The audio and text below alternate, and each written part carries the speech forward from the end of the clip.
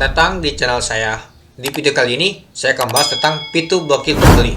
Oke, teman-teman, langsung saja. Apa itu fitur blokir pembeli?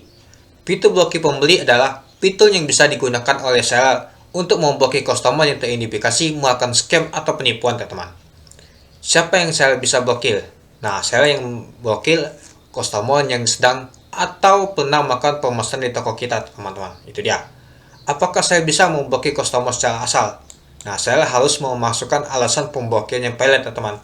Jika saya menyalahgunakan fitur ini, maka akses ke fitur yang ini dapat dihilangkan, teman-teman. Itu dia. Lalu, apakah customer yang sudah terblokir bisa belanja di toko kita lagi? Customer yang terblokir tidak bisa melakukan pemesanan lagi di toko kita, teman-teman. Itu dia, teman-teman. Nah, itu dia, teman-teman, yang dimaksud dengan fitur blokir pembeli ini. Oke, kita lanjut.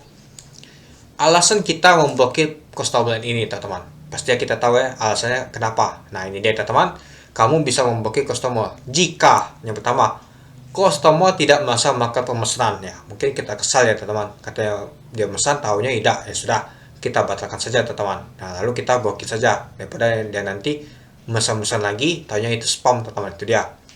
Lalu yang kedua, customer tidak dapat dihubungi. Kita menghubungi customer, teman-teman, bahwa paketnya ini ada yang saya kirim, atau kita menghubungi customer, stok ini kosong, tahunya tidak dapat dihubungi. Nah, kita bisa blokir, teman-teman. Yang ketiga, spam. Mungkin dia chat terus, teman-teman. Nanya paket sampai di mana, sampai di mana.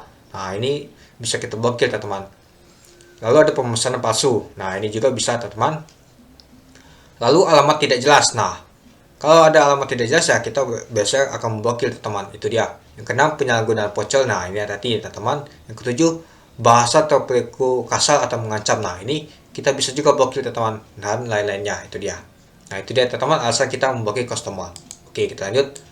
Cara mengakses fitur blokir ini. Nah, kita bisa mengaksesnya, teman-teman, lewat di sales center, teman-teman. Nah, kita bisa scroll ke bawah. Di sini ada nama tuh blokir pembeli. Itu dia. Lalu, nah, ini dia, teman-teman, cara menggunakan fitur pembeli ini. Yang pertama, kita masukkan nama pesanan. Yang kedua, masukkan alasan pemblokiran yang valid, teman-teman. Yang ketiga, kita tuliskan lebih detail alasan blokir untuk customer tersebut, teman-teman. Opsional ini, teman-teman.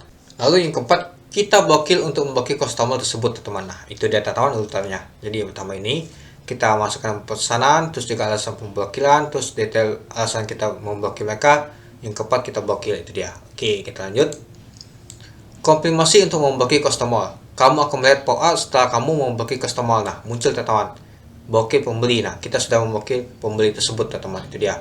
Penting, kamu hanya dapat memblokir dan membuka blokir satu kali per hari pada customer yang sama, teman-teman. Itu dia. Misalkan kita hari ini memblokir customer itu, tanya kita ingin membuka, teman-teman. Nah, itu nggak bisa, teman-teman, tapi nunggu satu hari lagi, teman-teman. Hari esoknya baru kita bisa buka, teman-teman. Itu dia. Oke, kita lanjut. Cara melihat nomor pesanan untuk memblokir customer. Ya, kita bisa di sini, teman-teman. Kita dikirimkan. Nah, ini dia semua. Atau yang untuk dikemas juga bisa, untuk pengiriman juga bisa di nomor pesanan tersebut itu. Oke, kita lanjut. Nah, kita bisa pilih alasannya, teman-teman. Nah, ini dia, teman-teman. Ada bahasa atau perilaku kasar, spam, pemesanan palsu, alamat tidak jelas atau palsu, penyalahgunaan pocel. Nah, ini kita bisa pilih, teman-teman, alasan pemblokiran kita itu. Oke, kita lanjut. Nah, membuka blokiran customer, teman-teman. Caranya gimana? Nah, kamu bisa melihat customer yang sudah diblokir dan membuka blokiran customer di bagian pembeli yang diblokir, teman-teman. Yang pertama, saya dapat membuka blokir customer dengan mengklik buka blokir.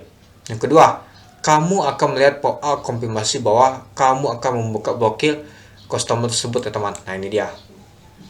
Kita konfirmasi, klik OK, maka dia akan otomatis terbuka, teman-teman. Itu dia, teman-teman. Nah, ini dia buka customer yang kita blokir tuh. Oke, kita lanjut. Memblokir customer sedang berbelanja di toko kita, teman-teman. Ini dia. Jika kamu memblokir customer sedang belanja di toko kita, maka kamu harus tetap memenuhi pesanan dari customer tersebut, teman. Misalkan Denny ada beli, teman, tapi Denny banyak omong, teman. Jadi kita kesal ya.